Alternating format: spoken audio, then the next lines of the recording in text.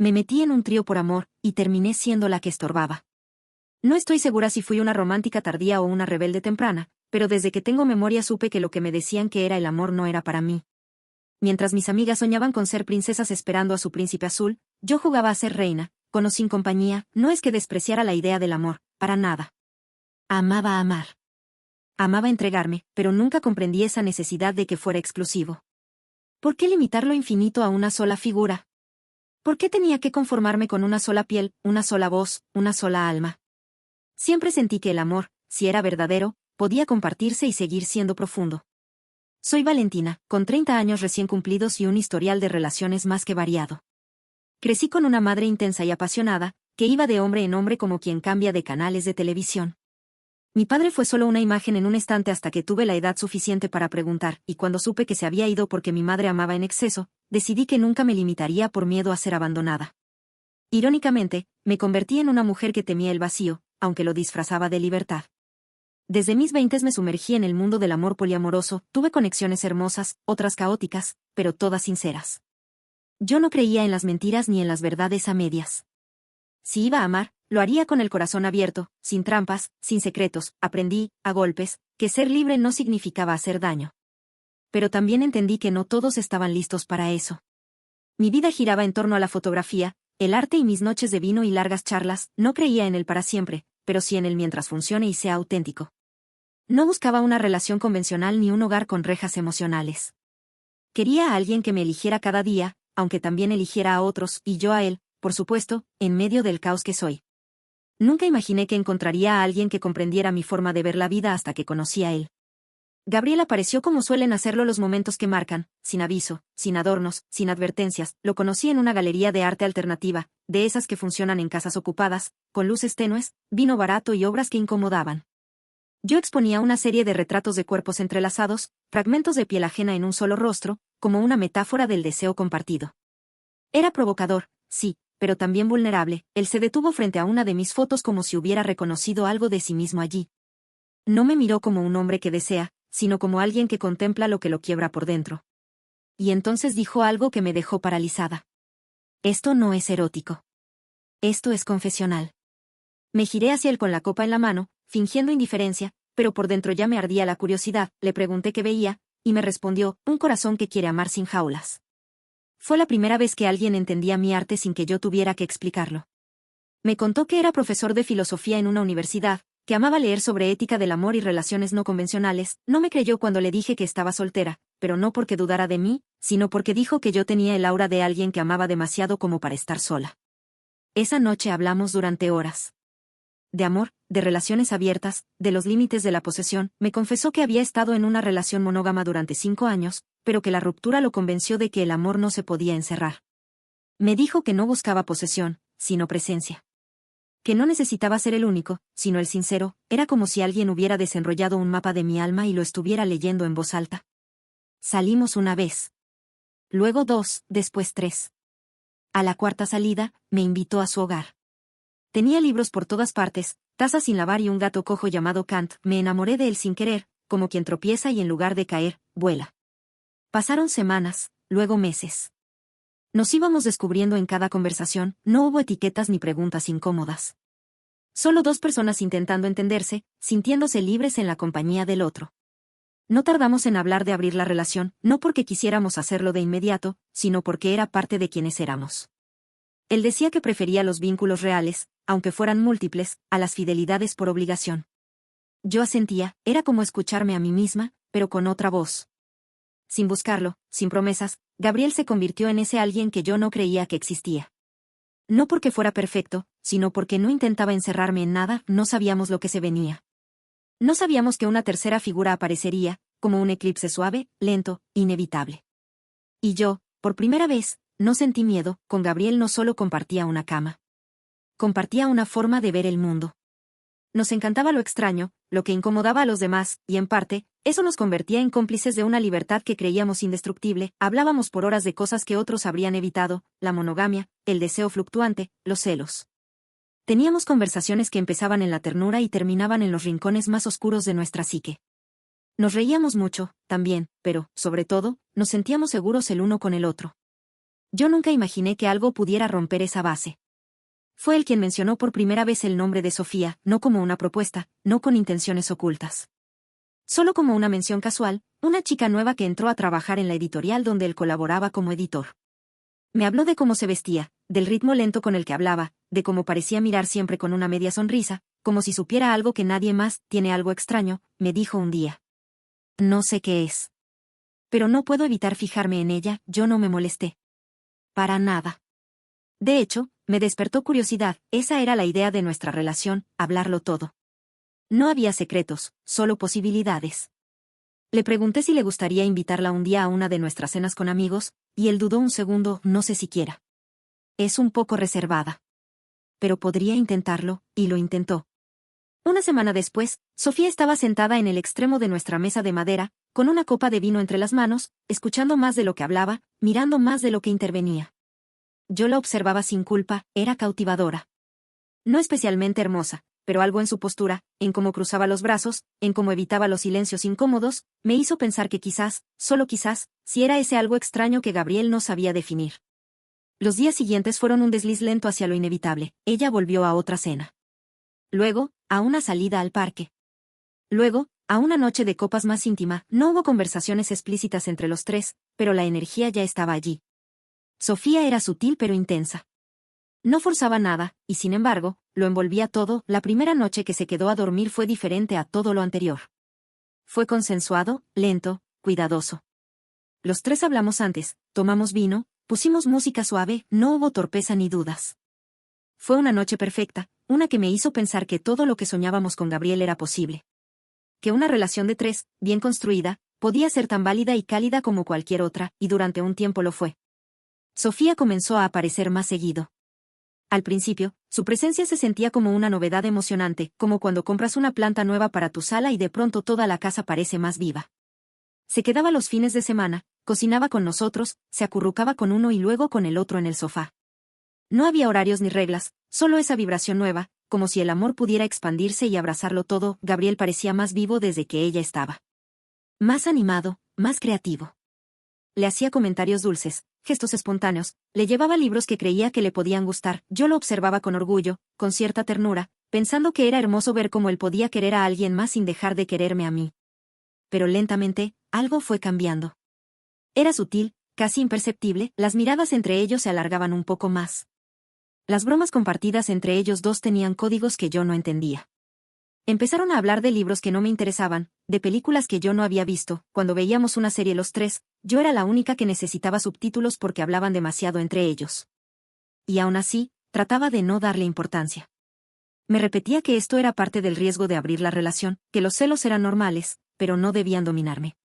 Que el amor no era una competencia, que lo habíamos hablado tantas veces. Hasta que empezaron a verse entre semana, sin mí. Al principio, era algo lógico. Sofía trabajaba cerca de la oficina de Gabriel. Vamos a comer juntos, me decía él. Ella necesita apoyo con un tema personal, me decía ella. Yo sonreía, decía que estaba bien. Pero había una punzada sorda en mi estómago, una punzada que se volvía más aguda cuando llegaba a casa y los encontraba riendo como si el mundo entero solo fueran ellos dos. Una noche, escuché cómo se decían, te quiero, cuando pensaban que yo dormía. No era que no me lo dijeran a mí también, me lo decían. Pero de otra forma. Como si el, te quiero, que ellos compartían fuera una clave secreta, algo que yo no tenía derecho a decodificar. Aún así, no me atrevía a decir nada. No quería parecer insegura. No quería ser la posesiva, la dramática, no quería que me vieran como una amenaza para esa armonía que yo misma había ayudado a construir. Así que fingí. Fingí que todo seguía bien, que el amor era así. Que no necesitaba exclusividad, que el amor múltiple también dolía a veces, pero que valía la pena. Hasta que empecé a darme cuenta de algo aún más devastador, no me estaban dejando fuera, yo ya estaba fuera. Y lo peor era que ellos ni siquiera lo notaban. Llevaba meses sintiéndome como una sombra, no la sombra que acompaña, sino la sombra que se proyecta lejos, casi difusa. Cuando nos reuníamos los tres, ya no era la risa compartida la que iluminaba la habitación, sino la que ellos lanzaban al aire entre ellos dos, indiferentes a mi presencia. Comenzó con pequeñas fricciones, conversaciones rápidas que yo interrumpía sin darme cuenta, gestos inconscientes de cercanía entre ellos, miradas cómplices que me atravesaban en segundos. Intenté ignorarlo. Me repetía que estaba imaginando, que me había precipitado, que todo esto era normal. pero la realidad era tan contundente como el aire que respiraba, yo ya no importaba. No de la misma manera. Ellos habían pasado de hablarme del futuro, de proyectos compartidos, a susurrarse secretos al oído con la certeza de que yo no estaba prestando atención, o peor aún, sabiendo que podía estarlo, pero no importaba. La culminación fue una noche específica. Cenábamos los tres en casa, pasta casera, vino barato, velas. Yo había elegido el menú porque sabía que Gabriel amaba la cocina italiana y Sofía había hablado de una receta de su abuela. Pero entre plato y plato, la conversación pasó a otro lugar. Los tres teníamos cicatrices emocionales, alguien contaba algo y otros asentían. Cuando llegaba mi turno, mis palabras sonaban huecas. Parecían ecos de algo que ocurrió en otra vida, sentí el vacío crecer dentro, como un tumor silencioso. Y me di cuenta de lo que era, el hecho de que, aunque compartíamos piel, ya no compartíamos corazón. Yo era un cuerpo más en ese espacio, una voz más en la conversación, pero mi voz no despertaba esperanza, era rutinaria, ajena. Indiferente. Salí al balcón y me quedé mirando la ciudad, era un verano suave, pero me sentía helada. Pensé en cuántas veces había creído que el amor podía con todo. Que nuestra estructura era invulnerable, en cuántas ocasiones me dije que el amor era cuestión de voluntad. Esa noche descubrí que el amor también exige atención. Y eso era algo que ya no tenía, regresé a la mesa, con la calma forzada de quien practica la normalidad. Le di permiso para ir al baño y me encerré en silencio. Lloré porque me sentí estúpida, porque creí que había construido algo sólido y no era más que la grieta más frágil. Me repetí que tal vez estaba exagerando, pero me dolía. Y esa fue la señal, el dolor me dijo la verdad, salí del baño, me senté en silencio, me comí el postre sin sabor. No hablé. Ellos tampoco, fue como si los tres supiéramos que algo había cambiado, pero ninguno tenía las palabras para decirlo. Al día siguiente los tres nos levantamos con ese peso invisible, pero aún insostenible. Sofía se quedó en la habitación, Gabriel y yo nos miramos y no supimos cómo iniciar la conversación. Ni él ni yo hablábamos, pero sabíamos que el aire que respirábamos ya no era compartido. El silencio se quebró cuando me senté frente a Gabriel con la taza de café, él me miró con esa calma que lo caracterizaba, pero esta vez había tristeza. Hizo una pausa larga, luego habló. Valentina, siento que ya no estás aquí, no en nosotros. Y no sé cómo llegar a ti. Sentí un puñetazo en el pecho, era la confirmación de lo que ya sabía. Le respondí con voz suave. No es que no quiera estar, es que ya no puedo encontrarme. He intentado encajar, pero no me han dejado lugar para ser más que una sombra aquí. Gabriel bajó la mirada, cerró los ojos un segundo, le hablé desde lo más hondo. Sé que esto empezó como algo hermoso. Lo creí, lo sentí. Pero gradualmente me convertí en una espectadora de algo que me duele. No me culpo, pero tampoco me animo a quedarme si eso implica desaparecer, fue viernes. Decidimos que Sofía viniera a la cocina. Le contamos todo, sin dramatismo, sin culpas, ella nos miró con ternura, como quien comprende el sufrimiento ajeno. Dijo que lo había visto también, aunque me dolió pensar que podía haberlo ignorado todo este tiempo. Los tres hablamos horas, determinamos que este experimento ya no funcionaba conmigo incluida. No porque haya que rescindir, sino porque mi lugar ya no era parte del todo. Decidimos que yo me mudaría en una semana, sin reproches. Con agradecimientos. Con tristeza, pero sin rencores, esa noche cociné mi última cena para los tres. Fue más ceremonia que comida, ese acto que simboliza dejar ir algo. Nos sentamos en la terraza, con luces amarillas y viento tibio, brindamos con un buen vino. Reímos, lloramos, les di las gracias por respetarme, por ser parte de una etapa hermosa que no supo cómo serlo para mí hasta el final. Dormí sola esa noche, por primera vez en casa de ellos, pero no me sentí sola. Sentí libertad, sentí el latido de mi propia vida reclamándome. Sentí que quizás había amado, pero que merecía más que ser sombra de un vínculo que solo les había dado un eclipse de mí. Y al día siguiente entregué mis llaves, pasaron semanas. A veces se sentían como meses. Otras, como apenas un pestañeo del tiempo, no hay un manual para dejar atrás un amor compartido. Nadie te dice cómo reorganizar la cama donde dormías entre dos cuerpos, cómo dividir la música, los libros, las memorias. Nadie te dice cómo curar el hueco que dejas por ser la que sobra. La primera semana dormí mal. Me costaba el silencio. Me costaba que nadie me preguntara si quería café, me costaba no escuchar la voz de Gabriel al fondo, o las risas suaves de Sofía cuando se perdían en alguna conversación privada. Pero también, en ese silencio, me empecé a escuchar de nuevo a mí. No la Valentina que se adaptaba, ni la que intentaba sostener algo que ya no la sostenía, sino la Valentina que había olvidado sus propias preguntas, su propia piel. Fui a caminar sola. Me senté en cafeterías donde nadie me conocía.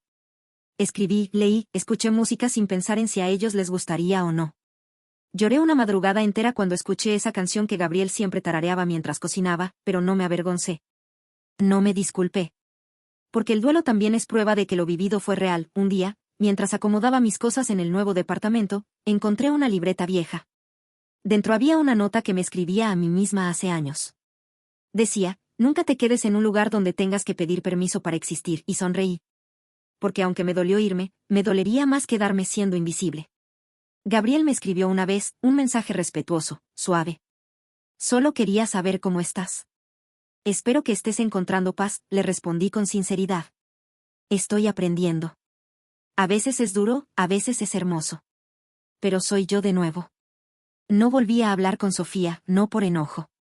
Sino porque algunas despedidas deben ser silenciosas para que no duelan más. Ahora, cada vez que paso por aquel parque donde nos besamos los tres por primera vez, no siento enojo, siento nostalgia. Porque a veces lo que empieza con amor también puede terminar con dignidad. Y porque fui valiente, porque me fui antes de convertirme en una versión rota de mí. No fui la mala. No fueron ellos, solo fuimos personas que intentaron quererse de una forma que no supieron equilibrar. Ayer desperté con una extraña calma. El sol entraba por la ventana y, por primera vez en mucho tiempo, no sentí prisa por revisar el teléfono, nadie me esperaba. Nadie me preguntaba nada. Y no dolía, me preparé un café, uno fuerte, como me gusta, sin pensar si Gabriel lo hubiera querido con leche o si Sofía lo prefería con azúcar morena. Solo yo. Solo mi taza, solo mi momento. Encendí una vela. Me senté en el suelo de la sala aún medio vacía, pensé en todo lo que fui, en lo que permití, en cómo me perdí entre dos personas creyendo que el amor era sinónimo de aguantar. Y entonces, en esa pequeña calma, en ese instante sin adornos, me di cuenta de algo simple pero revelador. No tengo a nadie, pero tampoco me tengo que compartir con quien no me ve, y eso, aunque no parezca mucho, se sintió como el comienzo de algo nuevo.